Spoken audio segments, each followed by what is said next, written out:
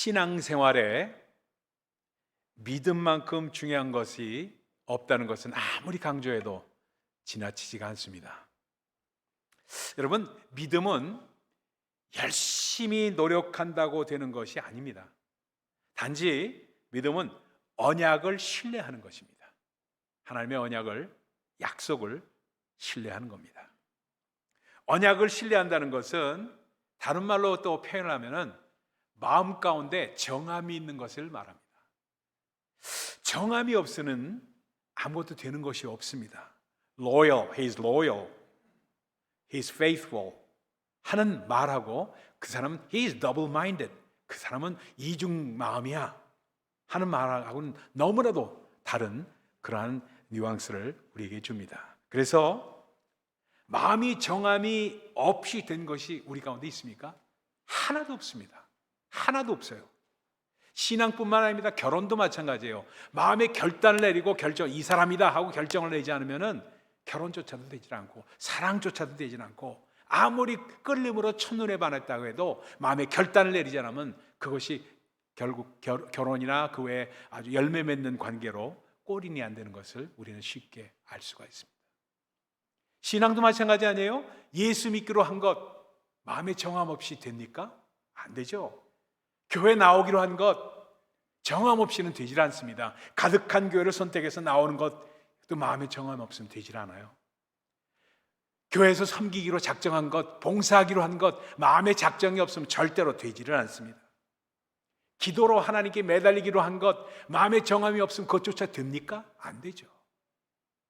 트레스티아스 주말에 한번 이번에 나가서 은혜 받기로 작정하는 것 마음에 정함 없이는 되는 것이 하나도 없다는 것을 우리는 알 수가 있습니다.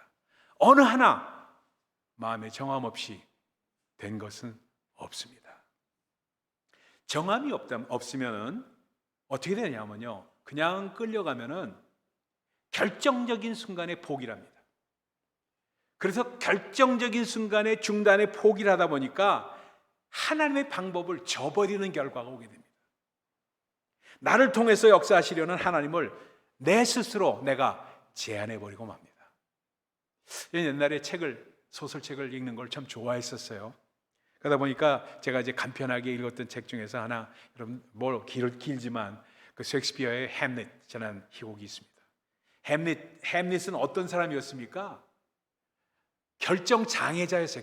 죽느냐 사느냐 이것이 내게 문제로다 하면서, 그렇죠? 그 결정 장애자였어요. 결정을 내리지 못하는 사람이었어요. 그런데 제가 아주 좋아했던 사람은 돈키호테입니다. 돈키호테는 어떠세요? 바보 같고 이런 사람이지만 한번 결정하면은요 그대로 밀고 나가는 사람입니다. 그러니까 우리 가운데 신앙은 어찌 보면 돈키호테 같은 신앙이 되어야 된다는 겁니다. 돈키호테 같은 신앙을 가진 사람을 통해서 하나님께서는 역사하셨지, 햄릿 같은 신앙을 가진 사람한테 통해서 역사하신 적이 없습니다. 성경에서 한번 예를 들어볼까요? 여리고성 말입니다. 여리고성이 항락했잖아요. 여호수아로 말미암아.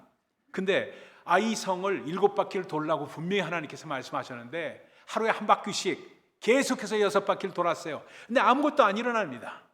그렇죠? 아무것밖에도 안 일어나는 그 순간에 마음 가운데 이거 안 되는 거 아니야? 아무 역사도 안 일어나는데 뭐 하나 흔들리는 돌이 삐걱삐걱 하는 소리도 안 들리고 아무것도 안 하는데 그냥 끝나는 거 아니야? 하고 싱거워서 포기했다면은 여리고성은 무너지지 않았을 겁니다. 그렇죠? 마찬가지입니다. 나만 장군도 마찬가지예요. 성경의 사건들 전부 그렇습니다. 나만 장군이 요단강에 들어가서 7번 몸을 담그라고 하는 여종의 말을 듣고, 이 강이 어디 여기 와서 몸을 담가야 된다는 말이 어디냐 하지만 그 설득에 의해서 몸을 담그기로 작정했을 때 한 번, 두 번, 세 번, 네 번 담갔을 때 아무 일도 안 일어났습니다. 조금이라도 뭐가 좀 낫는 증상까지도 아무것도 안 보였습니다. 6번째 그가 포기했다면 아마 그의 몸은 나병에서 치유를 받지 못했을 겁니다. 마가의 다락방도 마찬가지 아니에요? 마가의 다락방에서 성령을 받기를 기다리고 있던, 약속을 믿던 사람이 몇 명인 줄 아십니까? 500명이었습니다. 예루살렘에 가보신 분들은 그 마가의 다락방이 좀 그래도 사이즈가 좀 됩니다. 그래서 거기 어떻게 빽빽하게 앉았을까? 500명이 거기 들어가 앉았으니까. 9일째 되던 날까지 아무런 변화가 없었습니다. 그러니까 이거 500명 중에서 500명이 다 있었으면 얼마나 좋았을까? 아무 변화도 없으니까 남은 사람들이 어떻게 되냐면 자꾸 나가기 시작하고 120명만 남았습니다. 500명 중에서 120명, 그 사람이 성령 받습니다. 이와 같이 마음에 정함 있고 끝까지 순간에 포기하지 않는 것, 그것을 마음의 정함이라고 성경은 우리에게 말씀을 하고 있습니다. 오늘 본문 말씀이 담겨있는 시편 78편, 시편 78편은 이스라엘의 역사를 통틀어서 우리에게 보여주는 아삽의 마스길이라고 하는 그런 시편입니다. 아삽, 마스길이라는 표현은 교훈이라는 뜻입니다. 따라합시다. 교훈. 다시 한번 교훈. 네, 아삽의 마스길 하면은 아삽의 교훈이다, 이런 뜻입니다. 그러다 보니까 시편 78편은 그래요. 하나님의 축복을 받기로 예정된 이스라엘 백성들이 왜 환난을 받는가? 그 이유를 설명하고 있습니다. 그 이유는 단적으로 얘기합니다. 뭐라고 말씀하시냐면 마음이 변덕스럽고 정함이 없어서 그렇다. 그러다 보니까 하나님의 도움이 없거나 하나님의 도움이 제한되고 있다 하고 설명하는 것이 시편 78편입니다. 9절의 말씀은 이렇게 말합니다. 오늘 본문이 너무 길어서 짧게만 읽었지만 9절에 이렇게 말합니다. 에브라임 자손은 무기를 갖추며 활을 가졌으나 전쟁의 날에 물러갔도다. 무기를 갖추고 활을 가졌지만 막상 전쟁이라니까 다 도망갔다는 거예요. 그게 뭘 말하는 겁니까? 바로 결정적인 순간에 포기해버렸다는 뜻입니다. 마음이 정함이 없다는 것은 그들은 어떤 얘기냐면 언약에 성실치 못했다는 겁니다. 그래서 37절 한번 보여주세요. 37절 말씀 같이 한번 읽어봅시다. 37절 시작. 이는 하나님께 향하는 그들의 마음이 정함이 없으며 그의 언약에 성실하지 아니하였음이로다. 그렇죠? 변덕스럽다는 거예요. 성실치 못했다는 거는 변덕스럽다 보니까 죄인이 자기 의미대로 살려 하기 때문에 죄는 바로 속이는 화살이요 힘이 빠진 화살이 되기 때문에 명중시키지 못하지 않았느냐 하는 말씀을 우리 시편 78편에서 우리에게 말씀을 하고 있습니다. 야고보 사도는 그걸 뭐라고 설명을 또 하느냐? 두 마음을 품은 자요 의심하는 자라고 말씀을 하고 있습니다. 결심이 쉽게 무너지는 거예요. 그러다 보니까 하나님이 뭐라고 얘기하냐면, 자, 여러분 잘 보세요. 이스라엘 백성들의 신앙 잘 보십시오. 우리랑 똑같아요. 이스라엘 백성들의 신앙은 한 번도 하나님의 존재에 대해서 부인하거나 하나님의 존재를 거부한 사람들은 아무도 없었습니다. 그 사람들은 하나님의 백성이라고 믿었고 하나님의 존재를 믿지 않는 사람들은 하나도 없었어요. 우리도 마찬가지입니다. 하나님의 존재를 믿지 않는 사람은 없습니다. 그런데 문제가 어디 있었냐? 하나님의 능력을 믿지 못했습니다. 하나님의 능력을. 그러니까 하나님이 우리 안에 계시다는 걸 생각지 못하고 우리가 그 안에 있다는 걸 생각지 못했기 때문에 아까 우리 그 성찬에 말씀드렸던 것처럼 하나님의 능력을 믿지를 못했어요. 그래서 시편 78편 19절에는 이렇게 말합니다. 하나님이 도대체 우리에게 이 광야에서 식탁을 내실 수 있겠느냐? 이거는 도대체 안 되는 거다 하면서 그들은 의심했다는 거예요. 그들에게 만나를 내리신 하나님이셨습니다. 그러다 보니까 우리가 쉽게 결심이 무너지는 이유는 뭐냐면 눈앞에 보는 현실 때문에 하나님과의 조화를 깨트려 버리기 때문에 바로 어떻게 되느냐? 마음의 정함이 없기 때문에 깨트려 버리고 만다는 것입니다. 그러다 보니까 처음에는 최선을 다했지만 상황이 호전되지 않자 하나님을 신뢰하지 못하고 중간에 포기해버리고 마는 경우가 얼마든지 있다는 것을 말합니다. 우리도 마찬가지입니다. 기도 가운데 하나님의 손길을 그 하나님의 도우심을 받기 위해서 요청하고 간절히 기도하는 우리의 손, 사업에 어려움이 생기면은 정말로 간절히 기도하는데 흔들리지 않아야 도우심을 받는다는 겁니다. 건강상의 어려움이 생겨도 마찬가지입니다. 흔들리지 않아야 도우심을 경험하게 된다는 것을 말씀합니다. 저는 여러분 제가 이 참 한번 옛날에 한번 드렸던 간증인데 한번 이 간증 한번 다시 한번 합시다. 저도 목사이지만 참 여러 가지 시험과 환난과 어려움을 경험하면서 흔들리지 않는 신앙으로 조금씩 나가게 되었습니다. 지금도 전혀 흔들리지 않는다는 말은 감히 못해요. 그러나 조금씩 더 굳어지는 신앙으로 나아가고 있습니다. 근데 그것이 제일 처음에 어떤 때 왔냐면요, 러시아에 선교를 갔는데, 정말 러시아 선교 쉽지가 않았어요. 초창기 때 그 사람들을 선교하는데 아주 쉽지 않았어요. 그 쉽지 않은 데서 그냥 복음을 전하고, 영어로 복음을 전하고, 통역하고, 러시아 자매가 통역하고, 그러면서 복음을 전했습니다. 그런데 아무것도 없는 그 사람들은 당연히 묻지 않을 수가 없어요. 저한테 딱 나오는 거예요. 나와서 뭐라고 하냐면, 설교하고 있는 중간에 설교를 딱 멈추더니 뭐라고 하냐면, 당신이 믿는 하나님, 당신이 지금 전파하고 있는 예수가 정말로 살아계시다면 증명해 보이라는 거예요. 증명해 보이라는 겁니다. 그러한 도전을 받고 나서는 아무 생각이 나질 않아요.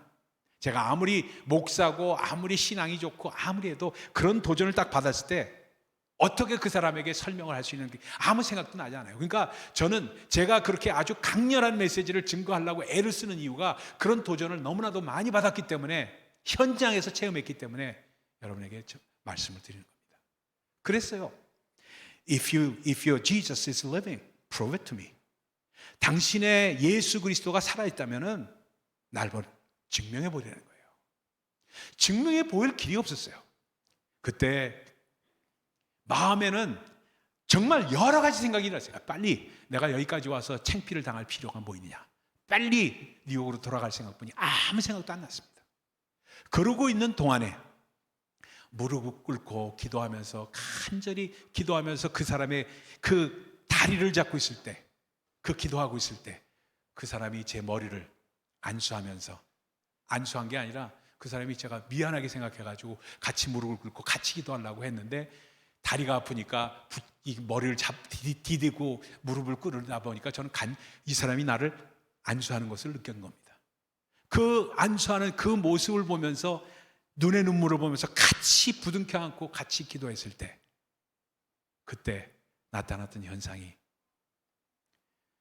말 못하던 벙어리들이 말을 하기 시작했던 거예요. 가서 안수한 것도 아니고 기도해 준 것도 아니고 아무것도 아니었습니다. 1991년서부터 러시아 선교를 할 때, 그때 막 러시아가 공산주의에서 문을 열었을 때는 아무것도 없었을 때입니다. 아무것도 없었을 때예요. 그럴 때 그런 체험을 하면서 더 굳세지고, 더 강렬하고, 더 진짜 그걸 의심하는 사람들에게 어떻게 복음을 증거하면서 정말로 얘기해야지 이것이 될 수 있는가 하는 말씀을 생각하지 않으려 알 수 없는 목사가 되어버렸어요. 그러다 보니까 여러분, 저는 증거할 때 그래요. 항상 제가 이 말씀을 증거할 때 여러분의 마음 가운데 과연 이 말씀을 받을 수 있을까? 내가 정말 주 안에서 처음 믿는 사람이라면 이 복음을 이강 목사를 통해서 들었을 때 과연 믿을 수 있을까? 이걸 꼭 생각하면서 받습니다. 사업에 어려움이 생겼을 때 누가 흔들리지 않을 수가 있어요. 근데 하나님은 말씀하십니다. 흔들리지 않아야 도우심을 받을 수 있다고. 건강상의 어려움이 있을 때 누가 흔들리지 않을 수가 있겠습니까? 그러나 흔들리지 않아야 도우심을 경험하게 되고, 그 끝에 Let go and let God, 하나님이 마지막에 결국에 일으키시는 그것을 바라보라고 합니다. 그러면서 마음에 정함이 있느냐, 이것이 중요하다 하고 말씀합니다. 하나님 앞에서 우리의 사정을 다 아뢰인 후에 흔들리는 것은 정함이 없는 것이라고 말씀을 하고 있습니다. 그러면은 마음에 정함을 갖는 신앙이란 과연 무엇인가? 몇 가지만 오늘 말씀드리고 말씀 약하도록 하겠습니다. 첫 번째는, 신앙은 반복되는 얘기지만 중간에 포기하지 않는 거예요. 중간에 포기하지 마십시오. 기도한 후에 서로 호전되지 않더라도 흔들리지 않는 겁니다. 정말로 하나님께서 원하시는 것은 이것이 호전되지 않는 것을 원하시는지도 모른다고 생각을 바꾸는 겁니다. 포기한다면은 하나님을 체험적으로 아는 것이 아니라 지식적으로 믿는 수준에 머무르는 것입니다. 여러분, 우리가 잘 아는 거예요. 저 40년 전에 정말 오래전에 미국에 왔을 때 처음 정말 좋아하던 음식점이 KFC예요. 켄터키 프라이드 치킨. 한국에는 없었잖아요, 그 당시에는. 켄터키 프라이드 치킨 지금도 좋아해요. 근데 켄터키 프라이드 한국의 그 치킨들도 맛있지만 좀 너무 달아. 저한테는 너무 달아서 오히려 켄터키 프라이드 치킨이 저한테는 더 맞아요. 그래서 켄터키 프라이드 치킨, 그것도 오리지널 레시피, 그때는 뭐 크리스피도 없었어요. 오리지널 레시피뿐이 없었습니다. 그걸 시키는데 그걸 KFC를 만들었던 창업자인 커널 샌더스라는 사람, 그 할아버지, 안경 낀 할아버지 이렇게 나오는 사람 있잖아요. 그 사람이 자기가 정말 이 KFC를 만들어서 이 닭치킨 이거를 하면은 된다. 켄터키식으로 이 프라이 치킨을 만들면 된다는 것을 갖고 환갑이 넘어서 그가 7억에다가 그 닭을 찌는 그 기구를 싣고 다니면서 이곳저곳 가서 식당에서 보여주고 했던 것이 얼마나 거절을 받았냐면 1008번을 거절을 받았다는 거예요. 미국 전역을 다니면서 1008번을 거절을 당했다가 마지막에 히트가 쳐가지고 지금의 KFC가 된 거 아니에요? 우리가 잘 아는 영화배우 실베스터 스텔론도 마찬가지입니다. 그 락키에 나온 그 실베스터 스텔론 아시죠? 영화에 출연하기 위해서 1500번이 거절당했어요. 그 사람이요. 1500번을. 그러다가 20번이나 거절했던 똑같은 감독, 그 사람한테 다시 한번 갔더니 그 사람이 마침내 캐스팅을 해줘가지고 락키 찍은 거 아니에요. 그러니까 거절하지 않고 우리가 정말로 never give up 하면서 정말 체험적으로 나갈 때, 지식적으로 나가지 않고 정말 이것이 만약 안 된다면, 내 기도가 드려지는 것이 안 된다면 하나님이 다른 뜻이 있겠지 하면서 붙잡는 사람이 될 때 하나님의 약속을 받는 자가 된다. 조금 힘들죠. 힘든 얘기죠. 그러나 마음 가운데 새겨야 될 말씀입니다. 두 번째입니다. 신앙은 다시 한번 되풀이되는 말이지만 마음을 정하는 것입니다. 사랑도 사실은 마음을 정하는 것이고요, 내가 이 사람을 사랑하겠다, 내가 이 사람을 붙잡겠다 정하면은 그 사람과 맺어지는 거예요. 그걸 정하지 않으면 안 돼요. 주일날 교회 오는 것도 마찬가지 아니에요? 참 우리 교회는 그런 분들 많지 않지만 주일날 교회 오는 게 망설여지는 사람들 만약 있다면은 그게 참 큰 문제예요. 주일날 기분 나면 교회 나오고 아니면 안 나오고, 이게 하나님을 전능자 되신 하나님을 만나는 자세가 아니라 주일 성수를 우습게 여기는 것, 하나님 만나는 자세가 아니에요. 하나님을 만나고 주일 성수하기 위해서 다른 것을 도외시할 수 있는 사람이 되야지, 다른 것이 생길 때 교회에 나오는 것 자체를 도외시하게 하는 사람이 된다면 아직까지도 멀었어요. 솔직히 말씀드리면 멀은 사람입니다. 모든 신앙의 행위는 마음을 정하고 하는 것입니다. 예배에 나오는 것, 헌금을 드리는 것, 용서하는 것, 말씀 듣는 것 다 마음을 정하지 않으면 되질 않아요. 되질 않아요. 그래서 정말로 제가 좋아하는 마동석 배우, 여러분 잘 아시던 마동석 배우, 범죄도시 나오는 지금 1번, 2번, 3번, 4번까지 찍는다고 그러는데 그 사람이 한 얘기를 전 아주 감동 깊게 받았어요. 그 가다가 그 범인이 막 가방 갖고 도망가는데 도망가다 도저히 안 되니까 멈춥니다. 멈추더니 여기 20억 들었는데 우리 반반씩 나누자, 5대5로 하자고 하면서 탁 얘기하니까 마동석이가 뭐라고 그러는지, 누가 오야? 누가 오냐고 물어봐요. 누가 오야? 하고 물어보니까 뭐예요 그 얘기는? 5가 어디냐는 겁니다. 너를 꼭 잡고 해마겠다는 얘기입니다. 5대5로 하자는데 누가 오야 하라니까 이 말이 안 되는 얘기 아닙니까? 그러니까 당황할 수밖에 없잖아요. 그 이야기는 무슨 얘기냐? 내가 너를 잡고야 말지 5대5 나오는 건 말도 안 되는 얘기다, 이런 얘기입니다.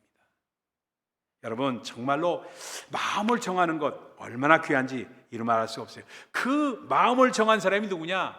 시편 108편을 썼던, 그리고 시편 57편을 썼던 다윗이에요. 하나님의 관점을 계속 묵상하다 보니까 하나님이여 내 마음을 주께로 정해졌으니, 이따 우리 찬양할 겁니다. 내가 하나님 내 마음을 주께로 정해졌으니 내가 노래하며 나의 마음을 다하여 찬양하겠다 하는 그 시편 57편, 시편 108편에 찬양을 합니다. 그러면서 뭐라고 하냐, 거기에 담대함이 나오니까 모압은 내 목욕탕이다 하는 말을 해요. 모압은 내 목욕탕이다. 모압은, 우리를 침범하는 모압은 내 목욕탕이고 에돔은 내 신발을 벗어 던질 곳이라는 얘기예요. 주변 국가인 우리를 치고 있는 에돔은 내 신발을 벗어 던질 곳이고, 모압은 내 목욕탕이고, 그리고 블레셋은 내가 토해내는 그러한 역사가 있는 곳이다 하는 말씀을 하면서 담대함을 선포하고 있는 것을 볼 수 있습니다. 세 번째입니다. 신앙은요, 선택과 결단이 따르는 것입니다. 가장 불행한 사람, 우유부단한 사람이에요. 신앙에 있어서. 햄릿 증후군, 결정장애 문제 있어요. 의심이 많고 요동하는 물결 같다고 야고보 사도는 말씀합니다. 우유부단을 정복하고 우유부단을 뛰어넘을 수 있어야 됩니다. 그래서 다니엘은 뜻을 정한 인생이었어요. 왕이 주는 진미와 포도주로 자신을 더럽히지 않기로 작정을 하지 않습니까? 결단을 말씀을 따라 산다는 것입니다. 믿음을 따라 산다는 거예요. 모험을 한다는 것은 초점을 맞춘 인생이고 사명을 따라서 살 수 있는 인생이 되는 것을 말합니다. 간증드리자면 너무 많아서 제가 말씀을 드리지 못하겠어요. 네 번째 마지막으로 넘어갑니다. 신앙은 심지가 견고한 것입니다. 믿음에는 두 가지 측면이 있어요. 순간적인 선택이 있고요, 두 번째는 지속적인 신뢰가 있습니다. 어떻게 가능한가? 하나님을 더 깊이 알아갈 때 가능합니다.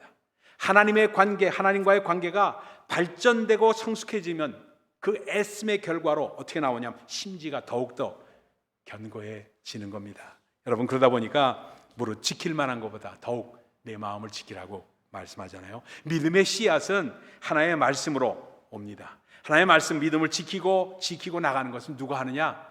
내가 하는 겁니다. 믿음의 씨앗은 하나님의 말씀으로 오지만 그것을 지키는 자는 우리가 하는 겁니다. 신앙생활이 그래서 몸에 배어야 돼요. 하나님을 알아가는 것, 그것은 영적인 현상입니다. 하나님을 배우는 것, 그것은 정신적인 현상입니다. 신앙생활, 교회생활은 육신적인 것입니다. 절대로 마음만 있으면 되는 것이 아니에요. 모험에 참가하고 봉사도 참여하고 헌금도 하고 작은 것부터 배려하고 참여하는 것, 그것을 할 때 온전하게 금방이 신앙이 더욱더 자라게 된다. 오늘도 하나님께서는 믿을 만한 사람을 찾으십니다. 이 시대에 쓰실 축복된 그릇을 찾고 계세요. 저는 하용종 목사님 참 좋아합니다. 그 양반 참 대단하신 분이에요. 좀 하늘나라 가셨지만 참 대단하신 분이에요. 그분의 그 설교 중에서 가장 좋아하는 설교가 있어요. 설교도 여러 개 들었지만 그 중에서 가장 좋아하는 설교가 한 사람을 찾습니다. 책도 쓰셨죠, 그분이? 한 사람을 찾습니다. 그렇게 외치던 모습이 눈에 아직도 선합니다. 한 사람을 찾고 계세요. 그 요한 웨슬리 목사님은 그랬죠. 사람들에게 뭐라고 그러냐면 나에게 10명만 주십시오. 런던을 뒤집어 놓겠습니다. 런던과 이 영국을 뒤집어 놓겠습니다. 변화시키겠습니다. 10명을 주십시오. 10명밖에 필요 없습니다. 그것만 주신다면 변화시키겠습니다 하는 그런 결단이 있어요. 다니엘의 결정은 뜻을 정한 인생을 살게 합니다. 바벨론의 환경에서 바벨론 학문 공부를 하고 이름도 바꿀 수밖에 없어서 다니엘이 아니라 벨드사살이라는 이름까지 져졌죠. 왕의 진미와 포도주를 거절하죠. 그러면서 뜻을 정한 인생, 머뭇거리지 않고 모든 사람에게 자신의 태도를 알립니다. 그래서 우리의 태도가 확실해야 돼요. 예수 믿으세요 하면 네, 예수 믿죠, 당연하죠 하는 그 마음이 있어야지 그걸 우삐쭈삐 이게 아직 멀은 거예요. 멀은 거예요. 여러분, 왕에게 정말 그러면서 겸손하게 하면서 정말 내 신앙을 한번 트라이해 보십시오. 내가 식물을 먹으면서 내 얼굴이 더 좋아지는지를 한번 보십시오 하면서 자기 자신을 내놓을 수 있는 사람이 되잖아요. 오늘 이 시간 저는 긴 설교를 드리고 싶지 않습니다. 짧은 설교로 마치고 싶어요. 뜻을 정하십시오. 우리 가득한 교회 성도님들은 뜻을 정한 인생이 되셔야 합니다. 신앙에서 뜻이 정해지지 않으면 신앙이 자라질 않아요. 그대로 있어요. 왜 내 신앙이 자라지 않은가?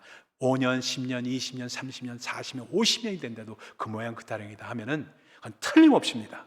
하나님의 요구인 뜻을 정하라는 말씀이 우리 가운데 이루어지지 않기 때문에 그렇습니다. 이세를 키울 때도 뜻을 정할 줄 아는 사람으로 키워야 됩니다. 여러분의 자녀도 마찬가지예요. 그리고 자신의 결정에 책임질 수 있는 사람으로 키우는 겁니다. 늘 그렇게 할 때, 정말 그렇게 할 때 주 안에서 정말 주님께서 기쁜 마음으로, 기쁜 눈으로 바라보시는 한 사람 되실 줄 믿습니다. 주님의 은혜가 우리 가득한 교회 모든 성도들에게 넘쳐나시기를 예수 그리스도의 이름으로 축원을 드립니다. 기도하겠습니다.